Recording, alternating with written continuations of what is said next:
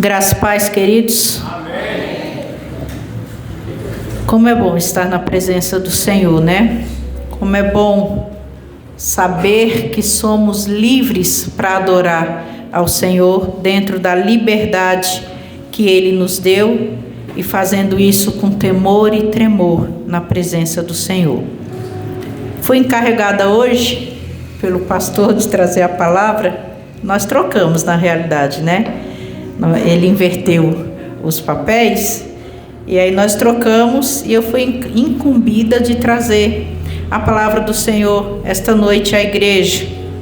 E sempre há um peso de responsabilidade quando isso acontece, porque a nossa responsabilidade não é trazer aquilo que queremos falar.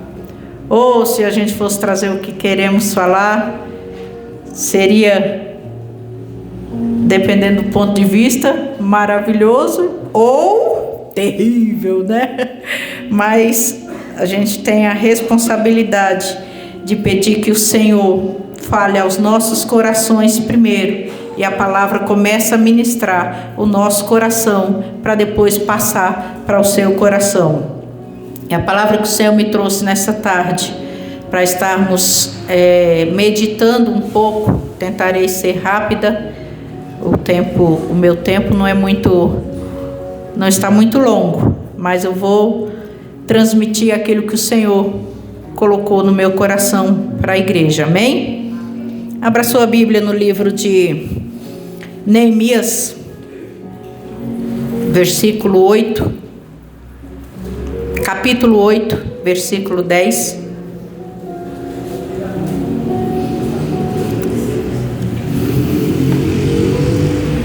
Vamos nos colocar em pé em reverência à palavra de Deus. E para você se esticar um pouquinho também, não é? Ficar muito sentado também não é bom. Neemias 8:10 diz assim: Disse-lhes mais: Ide, comei as gorduras, bebei as doçuras e enviai porções aos que não têm nada preparado para si. Porque este dia é consagrado ao nosso Senhor. Portanto, não vos entristeçais, porque a alegria do Senhor é a vossa força. Amém? Você pode dizer essa parte comigo? A alegria do Senhor é a vossa força. Amém? Pode sentar, queridos. Nós vamos falar sobre a alegria do Senhor, que é a nossa força. O livro de Neemias, ele relata a construção dos muros de Jerusalém após um período de grande destruição e sofrimento. No capítulo 8, o povo se reúne para ouvir a palavra de Deus, que está sendo lida por Esdras.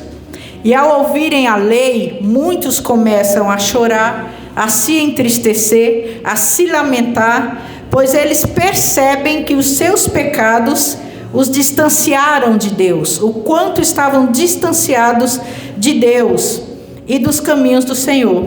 Porém, Neemias, Esdras e os levitas trouxeram uma mensagem animadora e surpreendente, porque a gente acha que agrada ao Senhor só chorando. A gente lembra dos nossos lamentos, das nossas lamentações, e esquece que eles já tinham sido resgatados, eles já tinham sido tirados de Babilônia, eles estavam restaurando agora o templo, né? Eles ensinaram ao povo uma verdade poderosa: a alegria do Senhor é a nossa força. Eu disse uma coisa bem feia, né? Bem triste.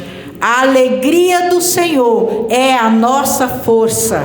É a alegria do Senhor que nos mantém de pé. É a alegria do Senhor que nos dá força para enfrentarmos os problemas. E o que Ele nos ensinou, e eu coloquei aqui nesse esboço, que eu não sou muito de seguir esboço, já vou logo avisando. Eu me esforço bastante, mas chega uma hora, mas vamos lá. Enquanto for dando certo, vai dar certo. Em nome de Jesus. Mais um que eu coloquei. Quando a lei foi lida, o povo chorou. Por quê? Porque a palavra revelou os seus erros, sua desobediência, sua necessidade de arrependimento. E a Bíblia é como um espelho que mostra quem realmente somos. Porque a palavra, ela liberta, queridos. Porque nós podemos até usar máscaras até certo ponto, mas chega um momento que o espelho reflete em nós aquilo que realmente somos, como uma peça que fizemos aqui, fizemos já por 2 vezes essa peça Reflexos, né, que o espelho, quando é mostrado o espelho, a pessoa vê realmente quem ela vê ali o seu reflexo naquele espelho. E a palavra muitas vezes é assim, ela nos confronta, ela nos mostra onde erramos, ela nos mostra o caminho, a verdade e a vida que é Jesus Cristo. E a palavra diz assim, conhecereis a verdade e a verdade vos libertará. E então eles estavam tristonhos, lamentando, sempre lamentando, porque eles estavam ouvindo os relatos de Esdras e identificando em cada um deles o quanto eles haviam pecado contra Deus e estavam distantes de Deus. Mas aí Deus mostra, um dos pontos que eu coloquei aqui, Deus não nos mostra os nossos pecados para nos destruir. Diga para o seu irmão, Deus não mostra os seus pecados para te destruir. Deus, ele nos mostra os nossos pecados para nos transformar. Ele nos confronta nos nossos pecados, ele nos confronta nas nossas atitudes. A palavra nos confronta para que haja transformação, para que haja mudança. Então este é o primeiro ponto desta palavra. Por isso nós temos que nos alegrar no Senhor. A palavra do Senhor diz que a exortação, a repreensão, no primeiro momento, ela nos traz, senão um sentimento de tristeza, de raiva, né? Muitas vezes a gente fica com raiva. Quem não gosta de ser confrontado, então? Quem não gosta de ser corrigido? Então, a primeira reação é essa. Tem raiva, tem tristeza, né? Fica tristonho. Mas a palavra vem para nos confrontar, para nos transformar, para nos corrigir, para que através dessa correção nós façamos uma conversão. Ontem aconteceu isso. Ontem a gente vinha tudo belo e formoso lá de Carapicuíba, né? De repente um carro entrou lá e o pastor resolveu seguir o carro. Erramos. Mas aí o Eide não tinha mais como fazer retorno. Eu falei para ele, não tem como fazer retorno? Não tinha como fazer retorno. Aí nos mandou pelo Rodoanel. E do Rodoanel, não sei como, nós acabamos caindo de novo na Marginal Pinheiros. Aí ele falou assim, erramos, rodamos, mas acertamos. Então a palavra é assim, né? Ela vem para nos corrigir. Através dessa correção, que haja uma conversão, que nós nos voltemos para o Senhor. Deus, ele nos mostra os nossos pecados, ele nos confronta para nos transformar. Muitas vezes Deus usa a sua palavra para corrigir nossa vida, nosso caráter e nossas atitudes. Irmãos, porque vamos combinar que se dependesse de nós, né, do nosso eu, do nosso ego, das nossas vontades, tudo estaria bom, tudo estaria perfeito, tudo estaria, porque nós temos em nós, enraizado em nós, aquele sentimento de que nós não erramos, não é verdade? A carne, a nossa carne, o nosso eu, o nosso ego. Então o Senhor muitas vezes ele precisa nos corrigir, e quando Deus nos revela uma falha, não é para nos condenar, mas é para nos restaurar. Isso é motivo de alegria, porque a mesma palavra que fere a consciência é a palavra que cura a alma.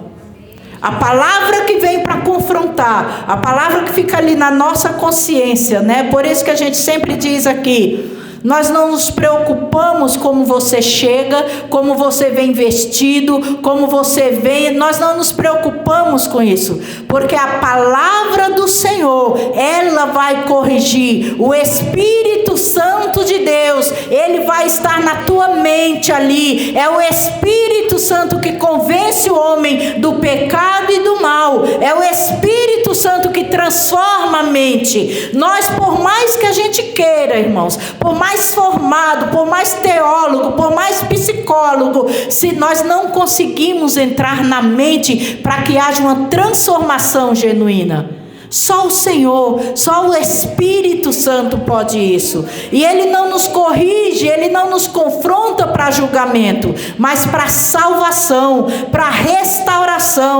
restauração da nossa alma. Ele quer nos restaurar, porque foi para isso que Ele nos chamou, queridos. Ele disse: venha como você está. Mas quando você vier, aí a palavra do Senhor vai começar a confrontar. Aí a palavra do Senhor vai começar a nos mostrar onde estamos errando. E esse povo estava assim e começou a se entristecer. Segunda coisa, Deus não deseja que seus filhos vivam aprisionados pela tristeza. Deus não deseja que seus filhos vivam aprisionados pela tristeza. Tem crente que acha que isso agrada o coração de Deus, né? Eu sou crente, então eu tenho que viver contristado, eu tenho que viver de cara amarrada, eu tenho que viver de cara fechada, eu tenho que viver porque todo mundo tem que ver em mim que eu sou crente.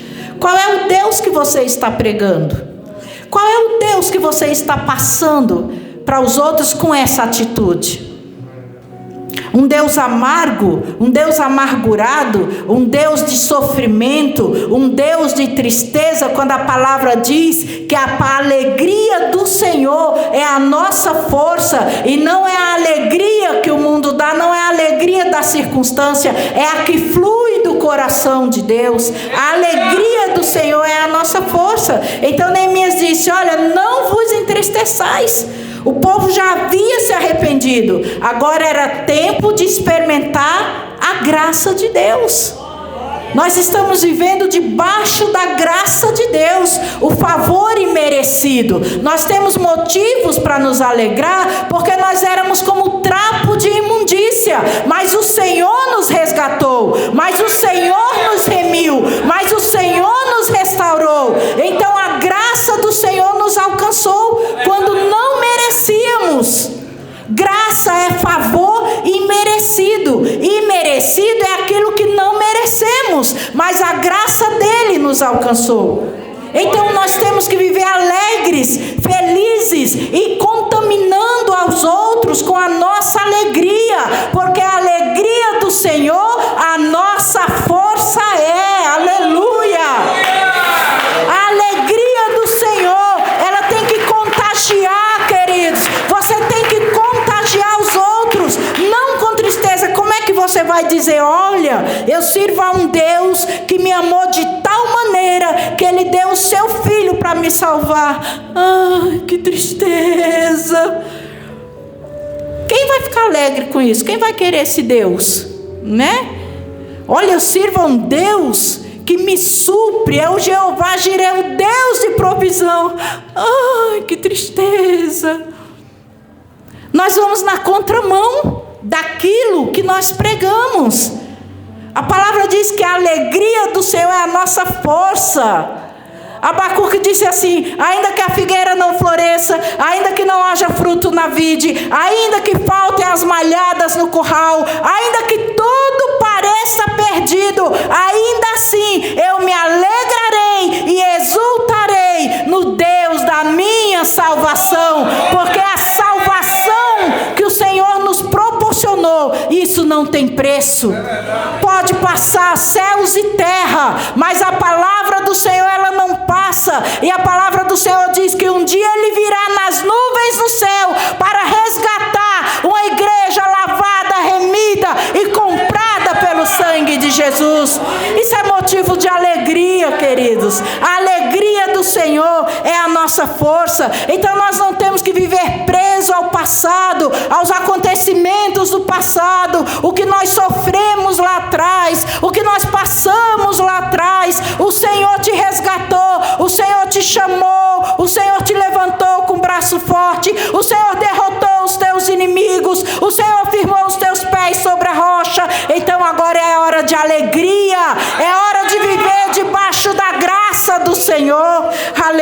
Aleluia! O inimigo é que gosta de nos manter aprisionados. Se dependesse dele, nós nunca teríamos alcançado a graça do Senhor. Esse é o papel do inimigo. Deus não. Ele nos chamou para a alegria, para a salvação. O inimigo mantém pessoas presas na culpa, no remorso, nas lembranças do passado. Tem pessoas, sabe, que parece que gosta de sofrer. Já viu aquelas pessoas que gostam de viver ali do passado? Ah, mas era assim, eu era assim. Ah, mas aconteceu assim. Ah, mas meu pai foi assim. Ah, mas fulano foi assim. Ah, mas eu passei por isso, eu passei por aquilo, eu passei. Você passou. Agora você atravessou. Agora você alcançou a graça do Senhor. Agora a graça do Senhor fez tudo novo na sua vida. Eis que tudo se fez novo. As coisas velhas já passaram, ficaram para trás. Agora você tem motivo para sorrir, porque você tem um Deus que cuida de você. Aleluia. Quando Deus perdoa, Ele perdoa. Ele disse que Ele lança no mar do esquecimento, ainda que os seus pecados sejam vermelhos como carmesim, eu os tornarei brancos como a pura lã. O Senhor perdoa, Ele lança no mar do esquecimento, Ele não lembra mais, e Ele nos torna alvos como a pura lã, queridos. Aleluia. É esse o Deus que nós servimos. Então não há motivo. Eu sempre digo isso para o Ministério de Louvor: quando formos cantar, vamos mostrar aquilo que estamos cantando. Não combina. Não combina. Não combina eu dizer assim: na presença dos homens, na presença dos anjos, sempre eu te louvarei. Que mensagem você está passando? Não é? E nós estamos dizendo: na presença dos homens, na presença dos anjos, sempre eu te louvarei, te louvarei. Mesmo estando em guerra, você lembrando minha vitória, eu te louvarei, te louvarei. Isso é louvar, isso é adorar, isso é testificar da alegria do Senhor que tem que estar em cada um de nós. É adorar em espírito e em verdade, é se entregar na adoração. E isso não é só para o ministério, para a igreja também. Quando vem adorar o Senhor, lembrar que você é livre, lembrar que você é liberto, lembrar que o Senhor já te libertou, lembrou que você vivia em um cativeiro, mas o Senhor te arrancou da mão do sequestrador. Aleluia. Aleluia. Terceira verdade: a força do crente não está nas circunstâncias. Neemias não disse assim para o povo: olha, a reconstrução do muro é a nossa força, olha, o dinheiro é a nossa força, olha, as pessoas são a nossa força. Não, ele declarou assim: a alegria do Senhor é a nossa força. A nossa força não vem da saúde, não vem da posição social, não vem de recursos materiais, ela vem da força, do braço, da graça do Senhor sobre as nossas vidas. Quando tudo parece desmoronar, é a alegria do Senhor que nos sustenta. Paulo e Tarso estavam aprisionados. Paulo e Silas. Paulo de Tarso. Eles estavam na prisão. Eles não tinham nem a liberdade.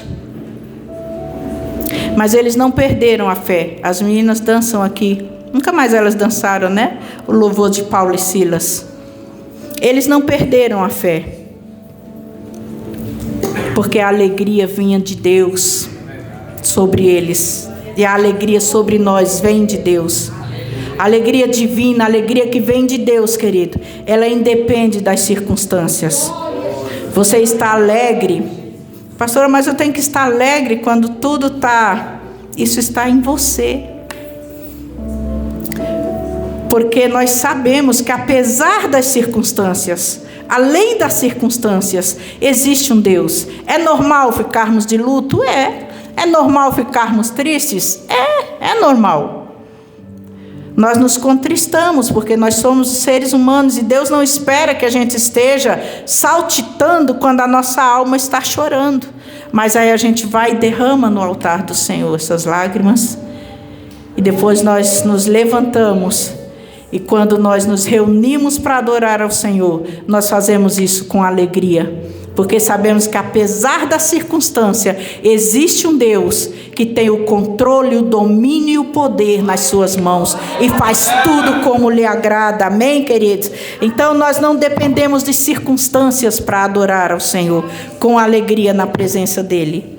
Quarto ponto. Quem recebe de Deus deve compartilhar com quem não tem.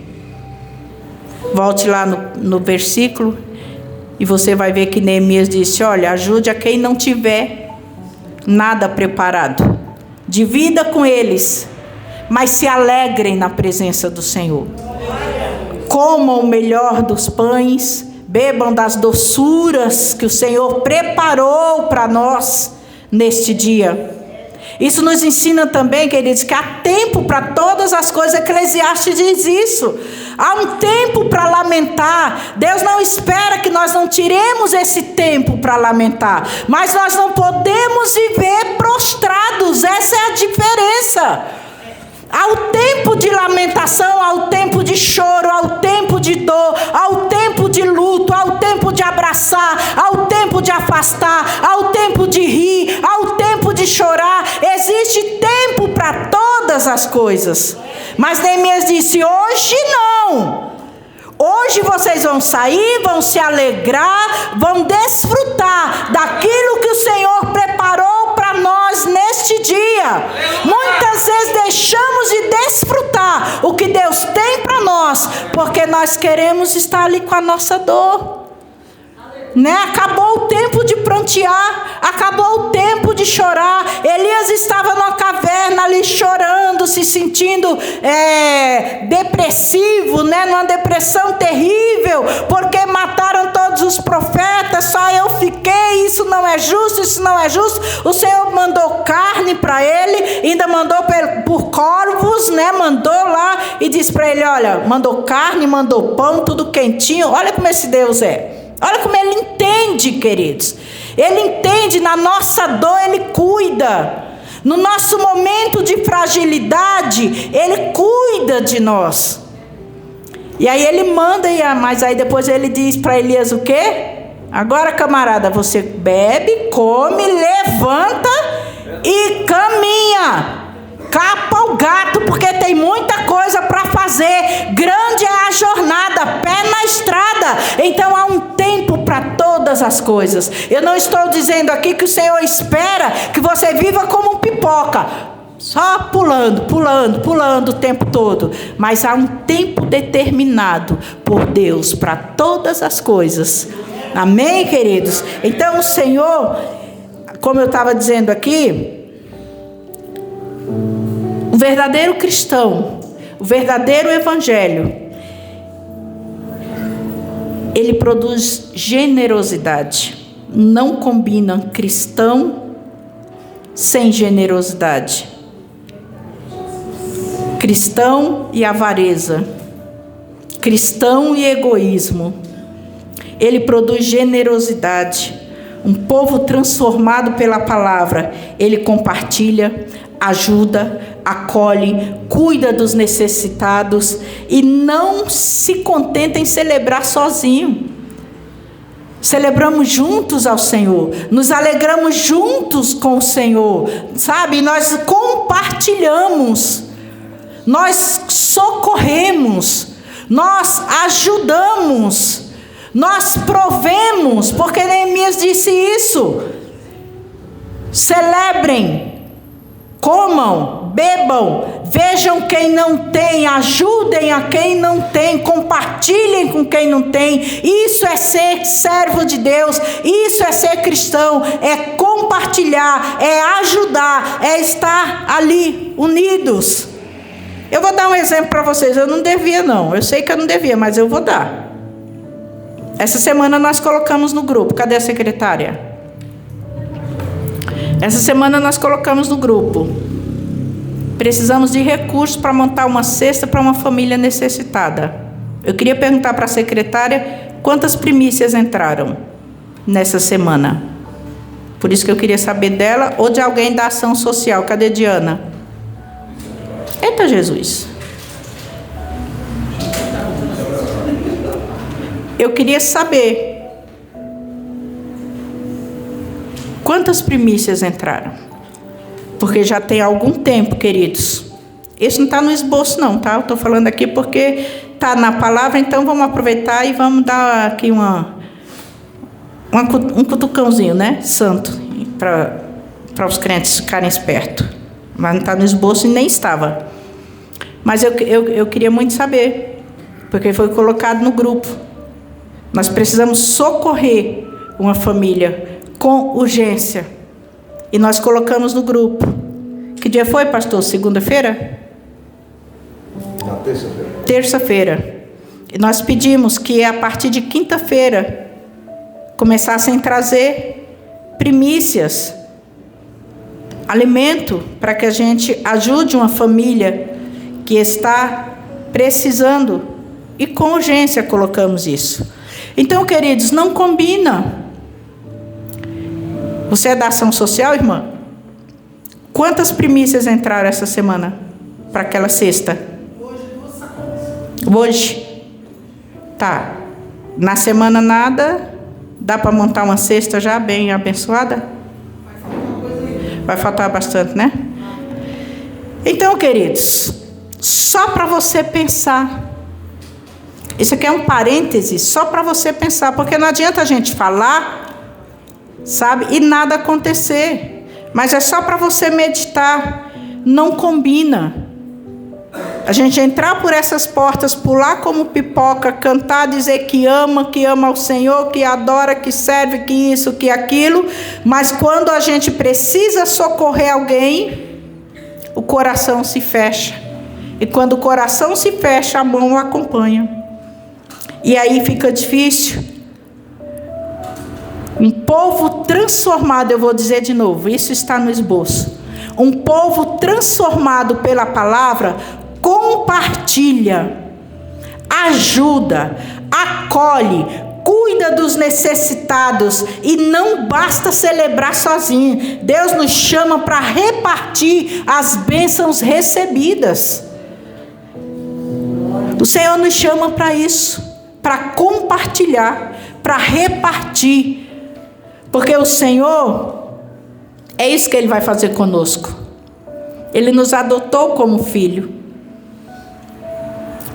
Deus nos adotou como filho. E tem por herança um reino esperando por cada um de nós.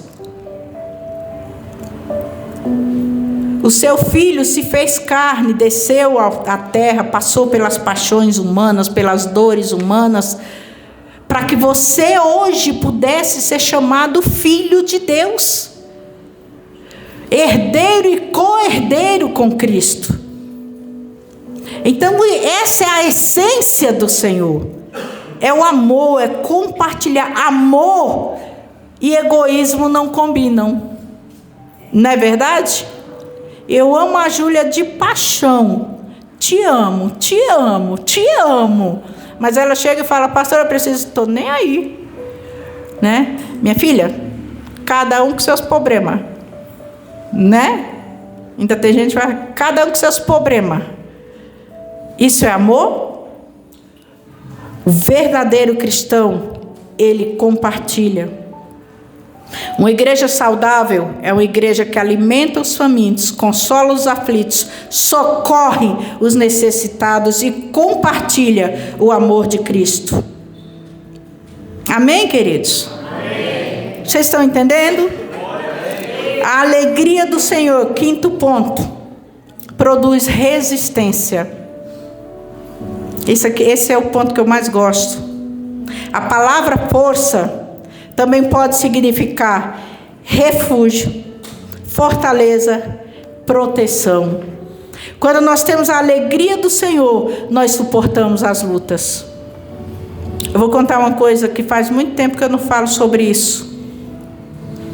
Eu lembro quando meu pai faleceu. Eu já tinha a Sofia? Já tinha a Sofia pequenininha. E eu lembro, irmãos, que assim, uns 4 dias antes de meu pai falecer, eu senti uma alegria tão grande. Uma alegria tão grande me invadindo, assim, era uma coisa que eu não me continha.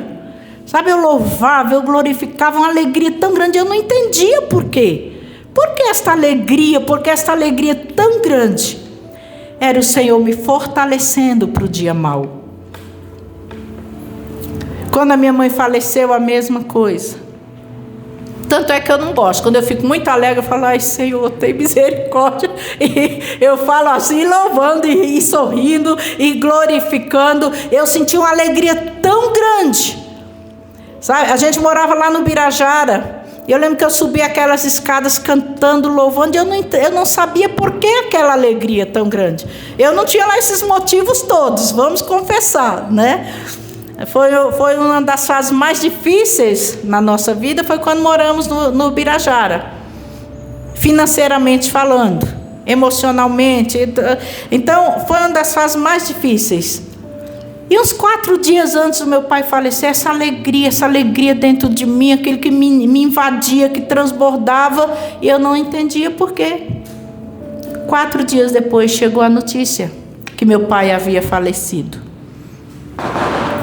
Me abati? Sim, mas o espírito estava forte. Você vai se abater, mas o teu espírito estará forte, porque a alegria do Senhor é que vai te fortalecer. A alegria do Senhor, ela vem para isso. Ela vem para nos trazer refúgio, para nos trazer fortaleza, para nos fazer forte na hora da angústia, queridos. O Senhor não disse que seria fácil. Ele não disse que nós não teríamos problemas. Ele não disse que agora, quando fôssemos cristãos, agora você aceitou, você agora é crente, como dizem lá fora, né? Agora a graça virou crente. Aí pronto, a graça não vai ter nunca mais problema na vida. Ninguém na família vai ter problema. Não vai haver morte, não vai haver luto. Fisicamente vai haver. Ele disse, no mundo vocês vão ter problemas, vocês vão ter aflição, mas tenham bom ânimo, porque eu venci o mundo. E eu digo assim, porque a alegria do Senhor nos dá esse ânimo. E eu fiquei irmãos, assim, tão anestesiada, quando eu recebi a notícia. Meu pai ele estava no Nordeste. Ele não conhecia a Sofia ainda, a Sofia era muito novinha, e ele já havia dado o recado que ele vinha por São Paulo para conhecer a Sofia, para ver os filhos de São Paulo, e depois iria para Brasília. E aquela alegria que me inundou 4 dias antes, aquilo foi um anestésico. Porque quando meu pai faleceu, aconteceu exatamente a mesma coisa que a minha sogra. A secretária da igreja lutou, tentou comprar passagem. O tesoureiro tentou comprar, nós tentamos, viramos assim e não consegui. Eu fui a única filha que não consegui ir ao sepultamento do meu pai. E eu não entendia isso.